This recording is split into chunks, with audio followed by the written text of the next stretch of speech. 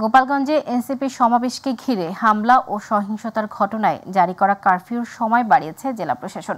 বৃহস্পতিবার এক বিজ্ঞপ্তিতে এ তথ্য জানানো হয়। নতুন নির্দেশনা অনুযায়ী জেলায় বৃহস্পতিবার সন্ধ্যা ৬টা থেকে শুক্রবার সকাল ১১টা পর্যন্ত কারফিউ বহাল থাকবে। সকাল ১১টা থেকে ৩ ঘন্টার বিরতির পর দুপুর ২টা থেকে আবার কারফিউ শুরু হবে।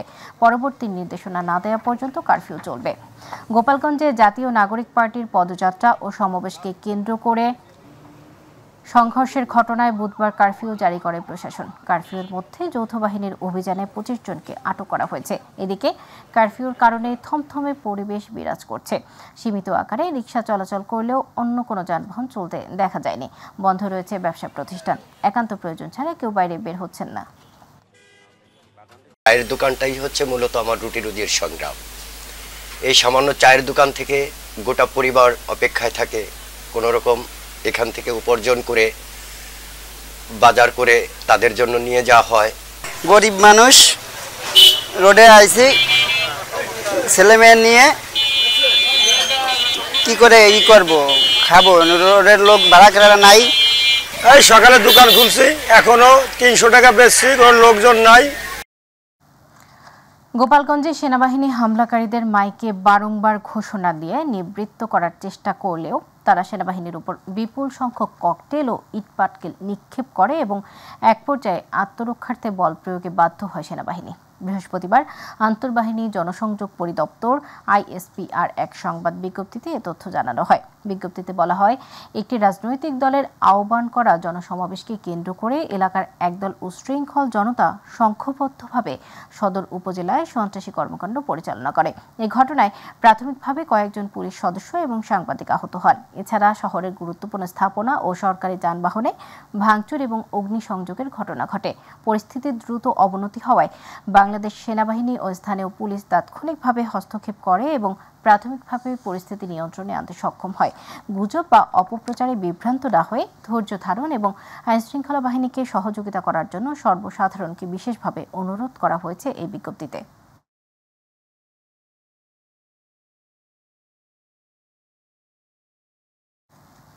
গোপালগঞ্জের বিষয়ে গোয়েন্দা সংস্থার কাছে তথ্য ছিল, তবে সহিংসতার পরিমাণ এত বড় হবে সে তথ্য ছিল না বলে জানিয়েছেন স্বরাষ্ট্র উপদেষ্টা অবসরপ্রাপ্ত লেফটেন্যান্ট জেনারেল জাহাঙ্গীর আলম চৌধুরী।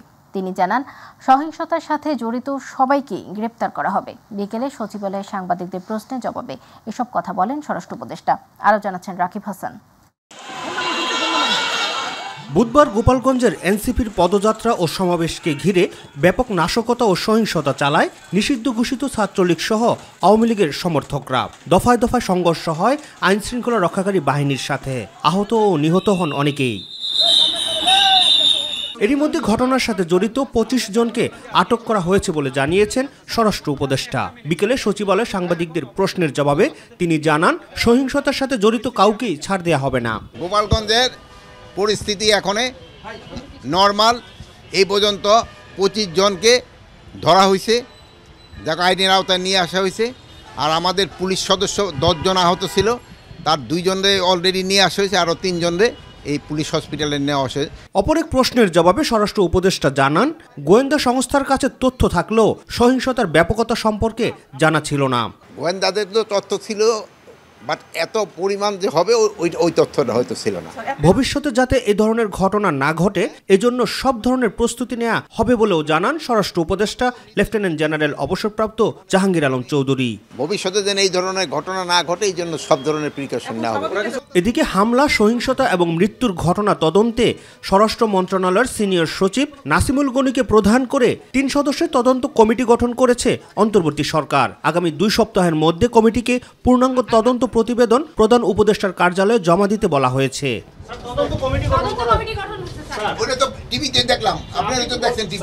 রাকিব হাসান, মাই টিভি, ঢাকা। অন্তর্বর্তী সরকারের প্রধান উপদেষ্টার প্রেস সচিব শফিকুল আলম বলেছেন, গোপালগঞ্জের ঘটনায় তদন্ত কমিটি গঠন করা হয়েছে। তদন্ত কমিটি সবগুলো বিষয় দেখবে। বিকেলে রাজধানীর ফরেন সার্ভিস একাডেমিতে ব্রিফিং শেষে কথা বলেন তিনি। গোপালগঞ্জের ঘটনায় গোয়েন্দা তৎপরতার কোনো ব্যর্থতা আছে কি না সাংবাদিকদের এমন প্রশ্নের জবাবে শফিকুল আলম বলেন, তদন্ত কমিটি গঠন করা হয়েছে। কারো কোনো গাফিলতি থাকলে আছে কিনা সেটা খতিয়ে দেখবে তারা। তদন্ত কমিটি আন্তর্জাতিক নিয়ম মেনে করা হয়েছে। এদিকে নির্বাচনের তফসিল ঘোষণার 1 মাস আগে যাদের বয়স 18 বছর সম্পূর্ণ হবে তারাও ভোটার হতে পারবেন, এমনই এক অধ্যাদেশ অনুমোদন করেছে উপদেষ্টা পরিষদ। সকালে উপদেষ্টা পরিষদের বৈঠকে এই বিষয়ে অনুমোদন দেওয়া হয় বলে জানান প্রেস সচিব। প্রোব কমিটি করা হয়েছে সিনিয়র সেক্রেটারি হোম মিনিস্ট্রির নেতৃত্বে, এছাড়া ল মিনিস্ট্রি এবং পাবলিক অ্যাডমিনিস্ট্রেশন মিনিস্ট্রি থেকে 2 জন অ্যাডিশনাল সেক্রেটারি থাকবেন। এরা 3 জন 14 দিন তাদেরকে দেওয়া হয়েছে ইনভেস্টিগেট করে তাদের রিপোর্টটা চিফ অ্যাডভাইজারের অফিসে সাবমিট করবেন। গোপালগঞ্জে এনসিপির উপর হামলার ঘটনায় তীব্র নিন্দা জানিয়ে দলটির আহ্বায়ক নাহিদ ইসলাম বলেছেন, কর্মসূচি শান্তিপূর্ণ ও অহিংস, কিন্তু যদি কোনো সন্ত্রাসী ফ্যাসিস্টরা তেড়ে আসলে লাঠি হাতে গণপ্রতিরোধ গড়ে তুলতে কেউ পিছপা হবে না। দুপুরে ফরিদপুরে জাতীয় নাগরিক পার্টির পথসভায় তিনি কথা বলেন। প্রতিনিধি Shafiqul Islam জনির তথ্যচিত্রে Shams Tabriz উচ্ছ্বাসের desk report.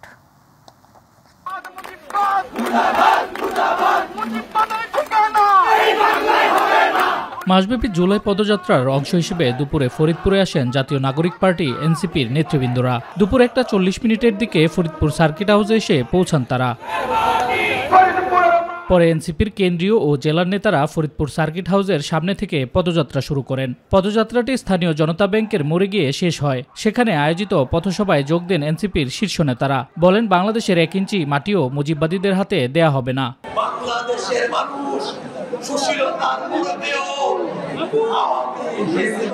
মুজিববাদী মতাদর্শকে বাংলাদেশে চালিত হতে দেবে না। পরে এনসিপির আহ্বায়ক নাহিদ ইসলাম বলেন, গোপালগঞ্জে হামলার ঘটনায় জড়িত ফেসিবাদ, আওয়ামী লীগ ও ছাত্রলীগের কর্মীদের গ্রেফতার করতে হবে। প্রশাসনের বিভিন্ন স্তরে স্বৈরাচারের দোষর ও দুর্নীতিবাজ কর্মকর্তারা রয়েছেন বলেও মন্তব্য করেন তিনি। প্রশাসনের বিভিন্ন স্তরে যারা স্বৈরাচারের দোষর রয়েছে এবং দুর্নীতিবাজ কর্মকর্তারা রয়েছে, তাদের প্রতি বলে দিতে চাই, বিচারের দাবিতে আমরা রাজপথে নেমেছি। বিচার আদায় না করে আমরা রাজপথ থেকে উঠে যাব না। পদযাত্রা অব্যাহত থাকবে এবং আগামী 3 আগস্টের মধ্যেই কর্মসূচি শেষ করে কেন্দ্রীয় শহীদ মিনারে জুলাই সনদ বাস্তবায়নের দাবিতে নতুন কর্মসূচি ঘোষণা করা হবে বলেও জানান নাহিদ ইসলাম। শামস তাবরিজ উচ্ছ্বাস, মাই টিভি নিউজ ডেস্ক। জুলাই আন্দোলনের 1 বছর পূর্তি উদযাপনের লক্ষ্যে দেশ গড়তে জুলাই পদযাত্রার অংশ হিসেবে রাজবাড়ীতে কর্মসূচি অনুষ্ঠিত হয়েছে। বিকেলে জেলা শহরের বড়পুল এলাকা থেকে এনসিপির নেতাকর্মীরা পদযাত্রা শুরু করেন। বড়পুল এলাকা থেকে শুরু হয়ে রেলগেট শহীদ স্মৃতিস্তম্ভে গিয়ে পদযাত্রাটি শেষ হয়।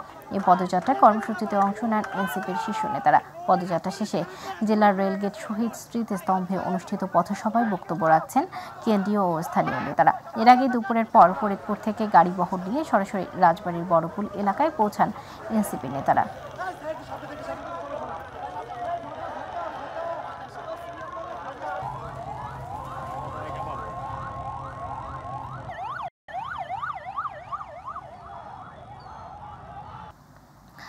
রাজনৈতিক কর্মসূচি নিয়ে জাতীয় নাগরিক পার্টি এনসিপি নেতাকর্মীদের আরও সতর্ক হওয়ার আহ্বান জানিয়েছেন বিএনপির স্থায়ী কমিটির সদস্য সালাহউদ্দিন আহমেদ। বিকেলে বিএনপির কেন্দ্রীয় কার্যালয়ের সামনে যুবদল আয়োজিত বিক্ষোভ সমাবেশে তিনি এ আহ্বান জানান।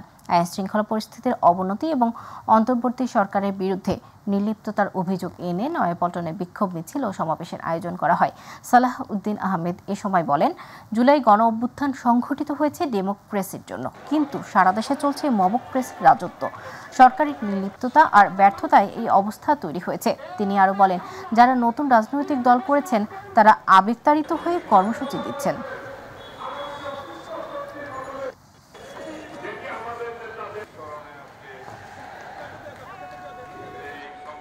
বাংলাদেশের জনগণ সবই জানে বুঝে, সুতরাং অত্যন্ত সতর্ক পদক্ষেপের সাথে বাক্য চয়ন করা দরকার, রাজনৈতিক কর্মসূচি প্রণয়ন করা দরকার। আমরা আশা করি বাংলাদেশের গণতান্ত্রিক শক্তিগুলোর মধ্যে যে কোনো ধরনের ফাটল সৃষ্টির প্রয়াস যেন ফেসিবাদী শক্তি না পায়। যদি ফেসিবাদী শক্তি ফেসিবাদ বিরোধী গণতান্ত্রিক আন্দোলনে যে ঐক্য গড়ে উঠেছে তার মধ্যে ভাঙ্গন সৃষ্টির সুযোগ পায়, তাহলে সেই পতিত ফেসিবাদ আবার জয়ী হবে।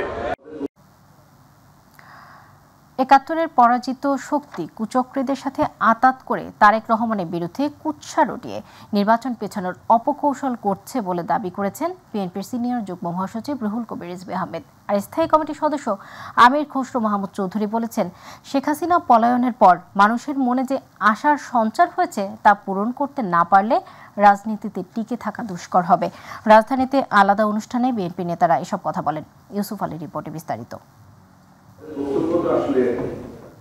জুলাই বিপ্লবে শহীদদের স্মরণে ঢাকা রিপোর্টার্স ইউনিটিতে আলোচনা সভার আয়োজন করে জেএসডি। সভায় বিএনপির স্থায়ী কমিটির সদস্য আমির খসরু মাহমুদ চৌধুরী বলেন, গণতান্ত্রিক প্রক্রিয়ার বাইরে কোনো পরিবর্তন আনা হলে তা টেকসই হবে না।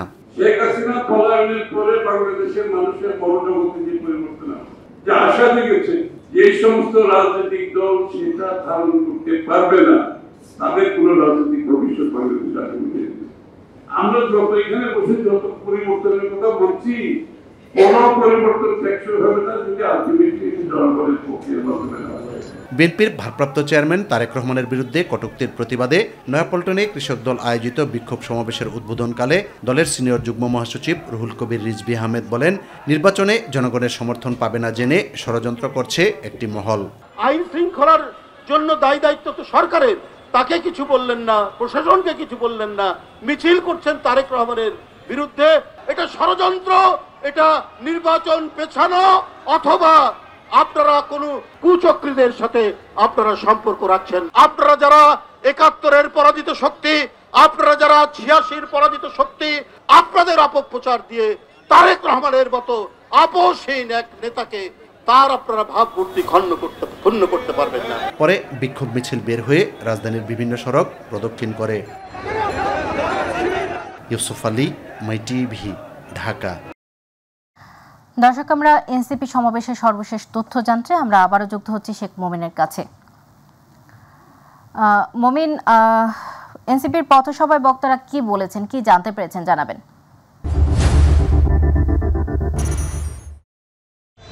সদা ধন্যবাদ আপনাকে। আমরা এই মুহূর্তে রয়েছি রাজবাড়ী জেলা শহরের শহীদ স্মৃতি স্তম্ভ, যেখানে কিছুক্ষণ আগে জাতীয় নাগরিক পার্টি এনসিপি পথসভা করেছেন এবং পথসভার আগে জাতীয় নাগরিক পার্টি এনসিপি কেন্দ্রীয় নেতৃবৃন্দ এবং রাজবাড়ী জেলা শাখার নেতৃবৃন্দরা তারা পথযাত্রা করেছেন এবং আমরা দেখেছি কিছুক্ষণ আগে এই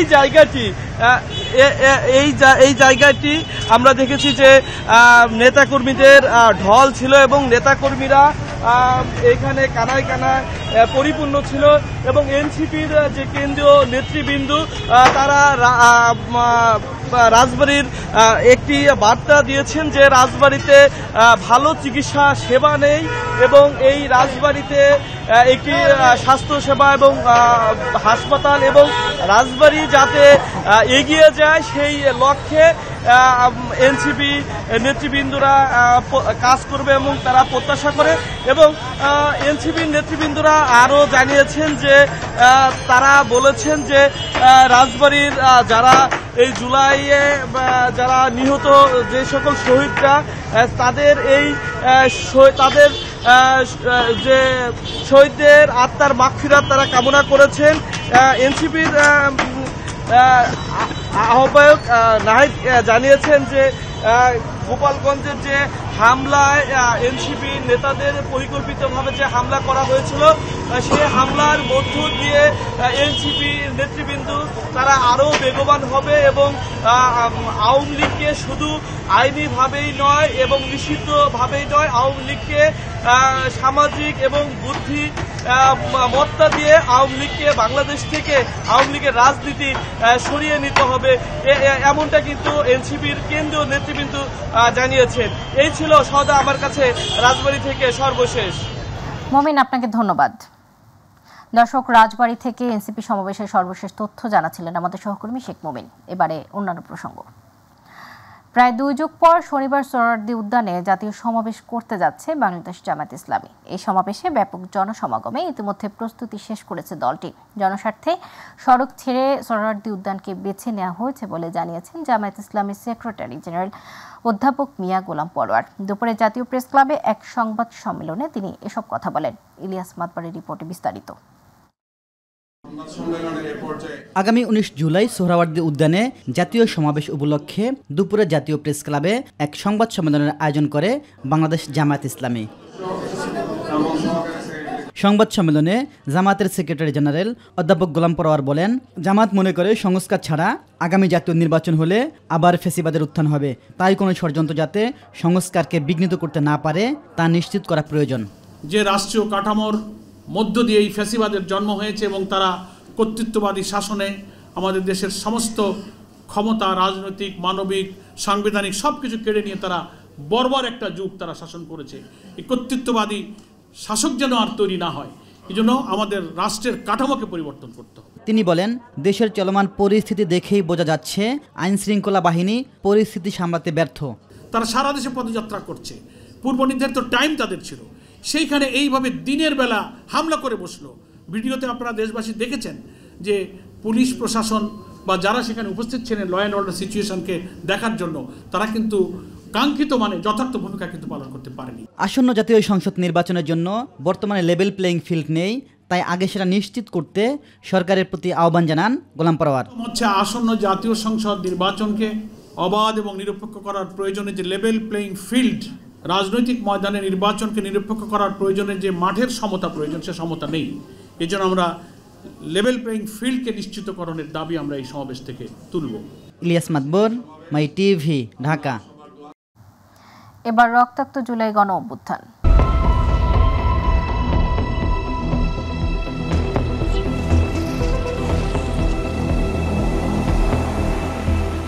গত বছর জুলাই আগস্টে আন্দোলনকারীদের দমাতে নির্বিচারে গুলি এবং সর্বশক্তি নিয়োগ করতে হেলিকপ্টার থেকে ছোড়া গুলিতে নিহত 1400-র মাঝে শিশু কিশোর ছিল প্রায় 1.5 শতাধিক। সেই শিশু কিশোর হত্যা নাড়া দিয়েছিল দল, মত, ধর্ম নির্বিশেষে সকল মানুষকে। উত্তাল হয়ে ওঠে পুরো দেশ, হতবাক করেছে বিশ্ববাসীকে। জুলাইয়ে শিশু কিশোর হত্যার তথ্য তুলে ধরছে মিফতা গালিবের বিশেষ রিপোর্ট। ক্যামেরায় ছিলেন শাহজাহান আলী মনোয়ার। আমার ছেলে বলছে, তুমি জীবনে অনেক কষ্ট করে লেখাপড়া করছো, তোমার আমি কষ্ট দিতে দিব না, আমি খালি কোনো মতো হাফেজ হই, তারপর আমি বিদেশ যাবো, তোমার দিকে টাকা পাঠাই দিব।